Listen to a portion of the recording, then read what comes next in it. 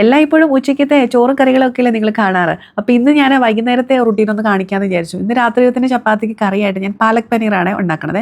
ഇവിടെ ആണെങ്കിൽ 3 നേരം എനിക്ക് കുക്ക് ചെയ്യണം. ഉച്ചയ്ക്കുള്ള കറികളൊന്നും വൈകിട്ട് ചപ്പാത്തിക്ക് കഴിക്കില്ല. അപ്പോൾ എല്ലാ ദിവസവും എന്തെങ്കിലും ഡിഫറെൻറ്റ് ആയിട്ടുള്ള കറികൾ ഞാൻ ചപ്പാത്തിക്ക് വേണ്ടി ഉണ്ടാക്കണം. പാലക് പനീറിൻ്റെ റെസിപ്പി അറിയാത്തവർക്കായിട്ട് ഞാൻ ഉണ്ടാക്കുന്ന റെസിപ്പിയും കൂടി ഒന്ന് കാണിക്കാം കേട്ടോ. പനീറിലേക്ക് ഉപ്പും മുളക് പൊടിയും മഞ്ഞപ്പൊടി ഇട്ടിട്ട് അതിനെ ഒന്ന് മിക്സ് ചെയ്ത് മാറ്റി വെക്കണം. ഇനിയും പാലക്കിനായിട്ട് തിളച്ച വെള്ളത്തിലേക്ക് ഉപ്പും 1 ടീസ്പൂൺ പഞ്ചസാര ഇട്ടിട്ട് നന്നായിട്ട് കഴുകി വൃത്തിയാക്കിയ പാലക്ക് ചേർത്ത് കൊടുക്കണം. എന്നിട്ട് 2-3 മിനിറ്റ് ഈ ഒരു പാലക്കിനെ ഒന്ന് തിളപ്പിച്ചെടുത്ത് ഒരു സ്ട്രെയിനറിലേക്ക് മാറ്റിയിട്ട് നന്നായിട്ട് തണുത്തതിന് ശേഷം ഒരു മിക്സിയുടെ ജാറിലേക്ക് ആക്കിയിട്ട് നല്ല പേസ്റ്റ് പോലെ അരച്ചെടുക്കണം. വെള്ളമൊന്നും ചേർക്കേണ്ട ആവശ്യമില്ല കേട്ടോ.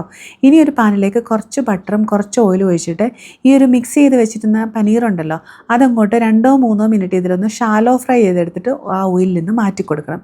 ഇനി അതേ ഓയിലിലേക്ക് ഒരു 2 നുള്ളു ജീരകം ഇട്ടിട്ട് ഒരു വലിയ സവാളയും 2 പച്ചമുളക് ചോപ്പ് ചെയ്തതും ചേർത്ത് നന്നായിട്ട് വഴറ്റി കൊടുക്കണം. കുറച്ച് ഉപ്പും കൂടി ചേർക്കാനായിട്ട് മറക്കരുത് കേട്ടോ. ഇനി ഇതിലേക്ക് ചോപ്പ് ചെയ്ത ഒരു ടൊമാറ്റോയും കൂടി ചേർത്തിട്ട് നന്നായിട്ട് മിക്സ് ചെയ്ത് കൊടുക്കണം. ആ ടൊമാറ്റോ ഒക്കെ നല്ല സോഫ്റ്റ് ആകുന്നിടം വരെ ഒന്ന് അടച്ചു വെച്ചിട്ട് കുക്ക് ചെയ്യണം.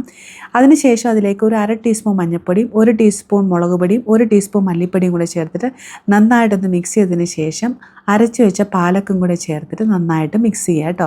ഇതിൽ ആവശ്യമുണ്ടെന്നുണ്ടെങ്കിൽ വെള്ളം ചേർത്ത് കൊടുക്കാവുന്നതാണ്. ഞാൻ മിക്സി കഴുകി കുറച്ച് വെള്ളം കൂടി ചേർത്ത് കൊടുത്തിട്ടുണ്ട്. ഇനി ഇതിലേക്ക് 1 ടീസ്പൂണാണ് ഗരം മസാലയും 1/2 ടീസ്പൂൺ ജീരകപ്പൊടിയും കൂടി ചേർത്ത് കൊടുക്കണം. എന്നിട്ട് ഇത് തിള വന്നു കഴിയുമ്പോൾ അതിലേക്ക് പനീർ ചേർത്ത് കൊടുക്കാം. ഇനി ഇതിനെ അടച്ചു വെച്ചിട്ട് ഒരു മീഡിയം ഫ്ലെയിമിൽ കുക്ക് ചെയ്യണേ. ഇപ്പോൾ കണ്ട് നന്നായിട്ട് എണ്ണയൊക്കെ തെളിഞ്ഞ് വന്നിട്ടുണ്ട്. ഈ സമയം ഇതിനെ ഒന്നും കൂടി നന്നായിട്ട് മിക്സ് ചെയ്തിട്ട് 1 ടീസ്പൂൺ പഞ്ചസാരയും 2 ടേബിൾ സ്പൂൺ ആണെങ്കിൽ ഫ്രഷ് ക്രീമും കൂടി ചേർത്തിട്ട് നന്നായിട്ട് മിക്സ് ചെയ്യണം. ലാസ്റ്റ് കുറച്ച് കസൂരി മേത്തിയും കൂടെ ചേർത്ത് കൊടുക്കണേ. അപ്പോൾ നമ്മുടെ പാലക് പനീർ റെഡി ആയിട്ടുണ്ട്. ഇതിനെ അടച്ചങ്ങോട്ട് മാറ്റി വെക്കണം. ഇനി എനിക്ക് കുറച്ച് രാത്രിയിലത്തിന് ദഹിബടയും കൂടെ ഉണ്ടാക്കാനുണ്ട്.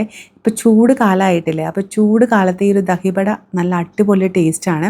ഇതൊരു നോർത്ത് ഇന്ത്യൻ റെസിപ്പിയാണ്. നോർത്ത് ഇന്ത്യൻ ഫ്ലേവറൊക്കെ ഇഷ്ടപ്പെടുന്നവർക്ക് ഇഷ്ടപ്പെടുന്നൊരു റെസിപ്പിയാണ്. ഇത് നമ്മൾ ഉണ്ടാക്കുന്നത് നമ്മുടെ ഉഴുന്ന് വെച്ചിട്ടാണ് കേട്ടോ. ഇത് ഉണ്ടാക്കിയിട്ട് തണുപ്പിച്ച് ഫ്രിഡ്ജിൽ വെച്ചിട്ട് കഴിക്കുമ്പോഴാണ് അതിൻ്റെ ഒരു ടേസ്റ്റ്.